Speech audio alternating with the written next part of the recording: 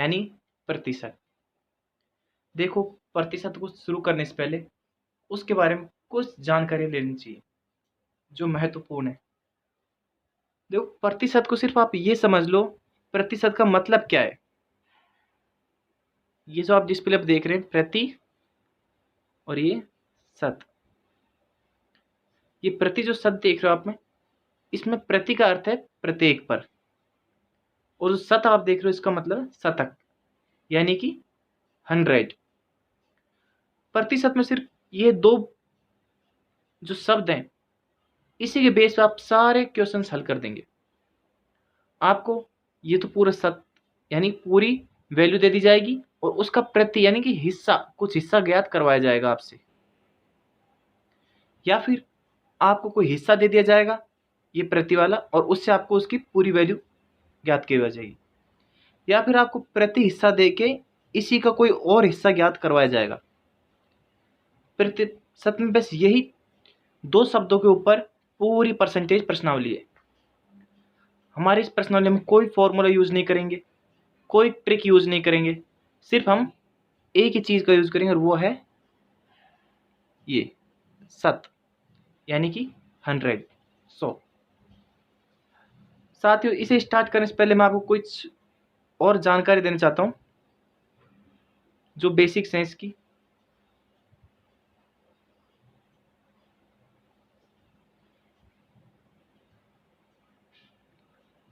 हाँ, देखो, ये है आपके पास में 14 सही 2/7। अब आपसे पूछता है कि किसी वैल्यू की 14 सही 2/7 परसेंटेज ज्ञात करो, तो आधे तो हाथ पांव फूल जाते सबके कि क्या पूछ लिया। अगर न्यूमेरिकल सीधा पूछता तो हर कोई निकाल देता। ये क्या दे दिया, ये क्या है, भिन्न है, और इसे हमें किस में चेंज करना है, सिंपल बनाना है इसको, यानी साधारण भिन्न में चेंज करना है। देखो कैसे करते हैं।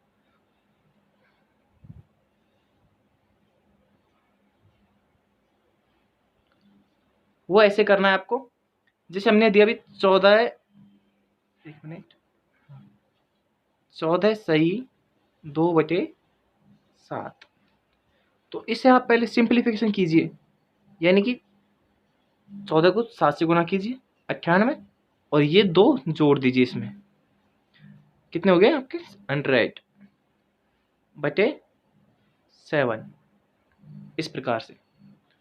अब इसे आपको अभी भी सिंप्लीफिकेशन पूरा नहीं हुआ, सिंप्लीफिकेशन पूरा करना होगा। 100 में डिवाइडेशन कीजिए, 100 से 100 कट के बचे कितने आपके, एक से कितनी बार गया, 7 बार, यानी कि 7% हिस्सा ज्ञात करना है आपको। 14 सही 2/7 का मतलब था 7%, इस प्रकार से।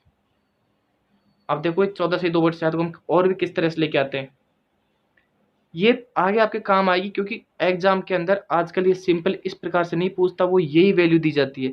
हमको इस प्रकार की वैल्यू को सिंप्लीफिकेशन करना होगा।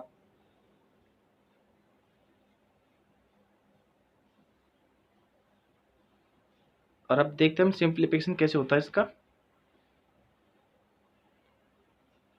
ये आपके थे 100, इसमें मैंने भाग दिया 7 का। अगर मैंने इसमें 7 का भाग दिया तो आप देखिए, डिवाइड कीजिए, 7 एकम 7, बच गए 3, हो गए 30, 7 चौक 28, बचे 2। उसको आप यहाँ लिखा, क्योंकि और कोई वैल्यू है नहीं, हम क्या लिख सकते हैं, और हमने भाग किसका दिया था, 7 का। ये देखो आ गया 14 सही 2/7, और इसको वापस 7% लेके आना है, इसी को चेंज कर दो, 7% आ जाएगा। इससे गुणा करके इससे जोड़ दो, और फिर 100 में भाग दे दो, तो आपका वापस 7% आ जाएगा। तो परसेंट को भिन्न में और भिन्न को परसेंट में चेंज करना अब आपको अच्छी तरह से आ गया है। अब हम चलते हैं क्वेश्चंस पे। घबराना नहीं है अपने को, कोई फार्मूला नहीं, कोई ट्रिक नहीं। एग्जाम्स में आजकल यूट्यूब पे बहुत भीड़ है, खूब सारे टीचर्स हैं, लेकिन सभी करते क्या है, कोई भी इंस्टीट्यूट वाला हो चाहे कोई भी हो, सब अपने लाइक व्यू बढ़ाने के लिए अधिक समय के अंदर थोड़ा सा ज्ञान दे के जाते हैं। और जबकि उनको कोई पेड कोर्स खरीदता है तो उसमें तो भाई वो 1 घंटे के अंदर पूरी रामायण पढ़ा देते हैं। हम चालू करते हैं हमारा क्वेश्चंस। ये आपकी डिस्प्ले पे क्वेश्चन है, किसी संख्या के 40% में 25 जोड़ देने पर उस संख्या का 45% प्राप्त होता है, तो वह संख्या ज्ञात करो और उस संख्या का 120% ज्ञात करो। अब घबराना है नहीं, बिल्कुल आप लोगों को आता होगा क्वेश्चन, पर हम बेस से स्टार्ट कर रहे हैं और शायद आपका तरीका अलग है, मेरा अलग है, पर फिर भी एक बार मेरे तरीको आप देखें। देखिए इसमें क्या दिया है आपको 40, इसमें हमें दिया गया है कि किसी संख्या के 40% में 25 जोड़ देने पर उस संख्या का हमें क्या मिलता है 45%। तो वह संख्या ज्ञात करो और उस संख्या का 120%। तो देखिए साहब, ये आपकी इसमें दिया हुआ है कितना में 40%, और 40% में हमने कितना जोड़ा 25, तो हमें क्या मिला 45%। बस हो गया आपका सवाल। हमें ये देखना है कि भाई 40 से 45 जाने पर हमें कितने परसेंट बढ़े 5%, और 5% बढ़ने के लिए हमें कितने नंबर चाहिए थे 25। तो अब हम इस सवाल को कर सकते हैं, हमें पता चल गया कि भाई 5% बराबर 25 है, तो 100% पूछा ना मैं वह संख्या ज्ञात करो, तो वो संख्या क्या है 100% कैसे ज्ञात करने। देखो हमेशा हमें जो चीज़ ज्ञात करनी है उसको ऊपर लिखो यहाँ, जिससे आपको कभी लाइफ में कोई कन्फ्यूजन नहीं होगी। हमें वो संख्या क्या है 100% ज्ञात करनी है, और हमें पता है कि 5% कब हुआ था जब हमने 25 को जोड़ा था।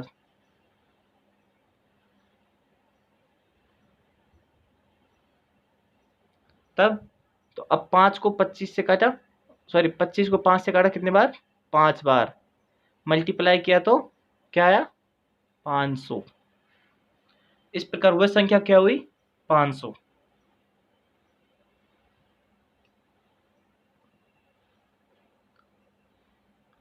आगे इसी संख्या के अब हमें क्या ज्ञात करना है 120%। अब हमें संख्या मिल चुकी है 120%, तो ज्ञात करना है तो हमें, मैंने अभी आपको बताया कि जो चीज़ आपको ज्ञात करनी है उसे हमेशा ऊपर लिखो। मैं पिन की नीब चेंज कर लेता हूँ एक बार, रेड कलर लेता हूँ। हमें 120 ज्ञात करना है, यहाँ लिखते हैं बटे 100 बराबर हमें क्या मिला था, अभी हमने 100 ज्ञात की थी ना 500, डबल जीरो डबल जीरो, अब 12 पंजे 60, और जो जीरो थी उसको यहाँ लिख दो, आ गया आंसर 120 का 600%, सॉरी 500 का 120 600 आ गया। अब आपके पास जब आप ये संख्या ज्ञात कर लेते हैं ना, तो आप इसका चाहे 10% ज्ञात करो 120%, 200%, कुछ भी ज्ञात कर सकते हैं। मेन बात आपको यही याद रखनी है कि जो चीज़ ज्ञात करनी है उसको आप यहाँ रख दो, और जो वैल्यू दी हुई है उनको यहाँ रखो आपस में, और इससे हम हमारे क्वेश्चन अच्छी तरह से बिना कोई हिचक के बिना गलती किए बिल्कुल सही तरह से हल कर सकते हैं। आगे चलता हूँ मैं, नेक्स्ट क्वेश्चन देखते हैं हम। नेक्स्ट क्वेश्चन है, किसी संख्या के 3/5 में 21 जोड़ दिए जाएं तो उस संख्या का 67% यानी 67% प्राप्त होता है, तो उस संख्या का 2 गुना ज्ञात करें। तो कई कर सकते हैं हम इसको। यहाँ हमें देखना है कि 3/5% मतलब क्या है। 3/5 इसका मतलब है, हल कर लो सिंप्लीफिकेशन, अभी करवाया था मैंने शुरू में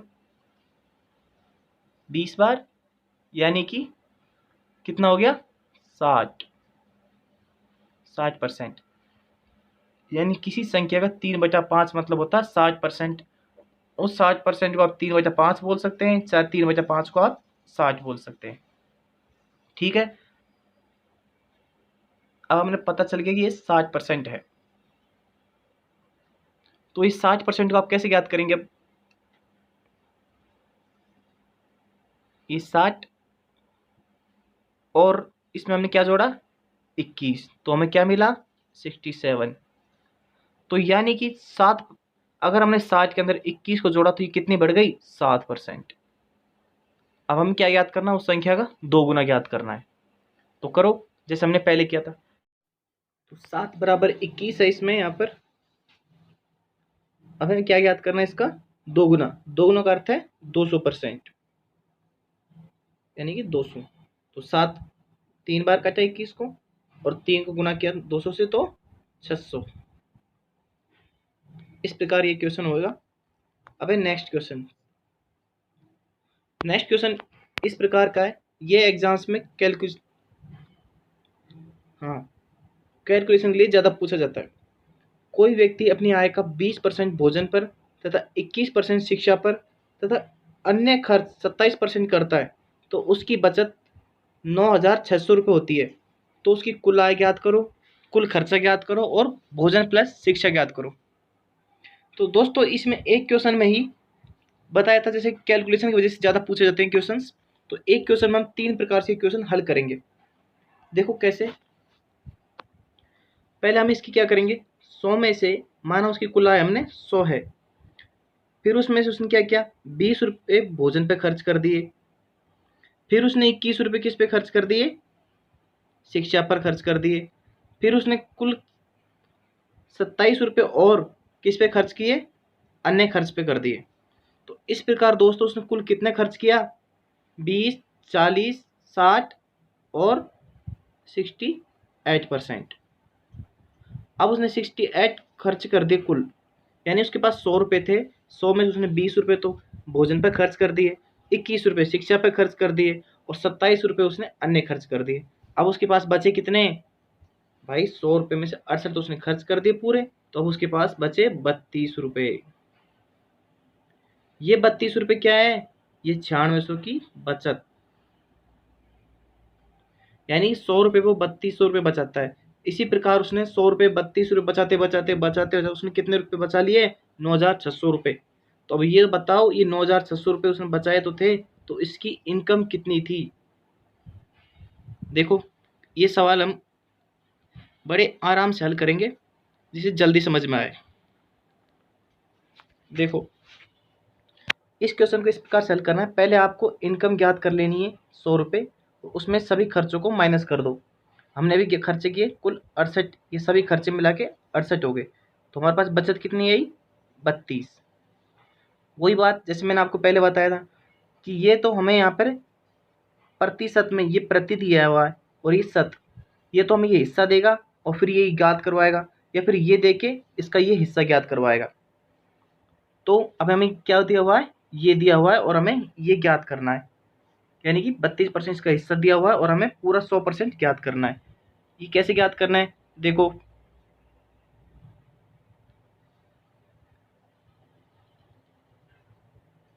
जब 32 बराबर है कितने?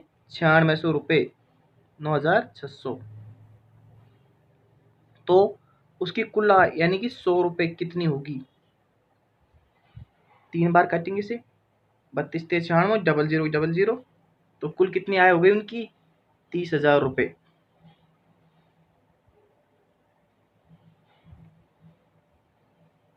उनकी आय हुई। इस प्रकार उनकी कुल आय ज्ञात कर सकते हैं। अब हम पूछ रहे हैं कुल खर्चे कितने किए। देखो अभी हमने पहले कुछ सवाल में खर्चे इसके निकाले थे हमने।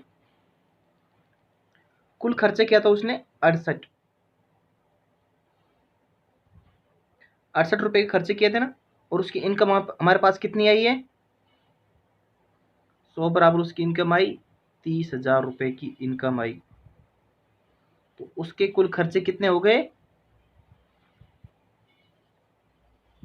डबल जीरो की डबल जीरो, 24, 20,400 रुपये के उसने खर्चे किए। अब आप इसे देख लो, खर्चे 30,000 की इनकम थी और 20,400 रुपये खर्चे किए, तो उसकी बचत कितनी हुई? 9,600 रुपये। इस प्रकार आप आपके क्वेश्चन की शुद्धता भी जांच कर सकते हैं कि हमारा आंसर बिल्कुल सही है। ठीक है, अब नेक्स्ट क्वेश्चन।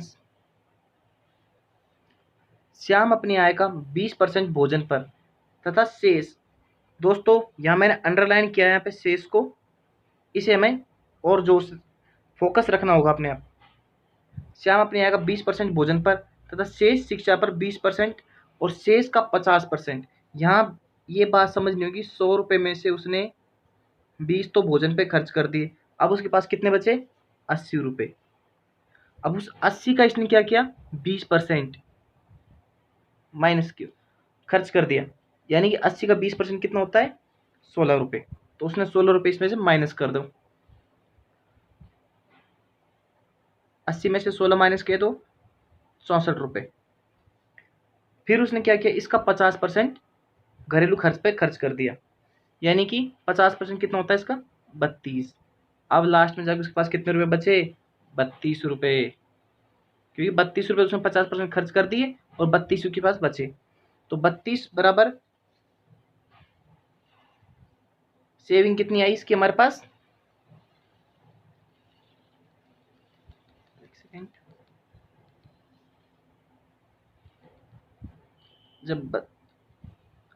जब 32 बराबर हमारे पास है वही 96,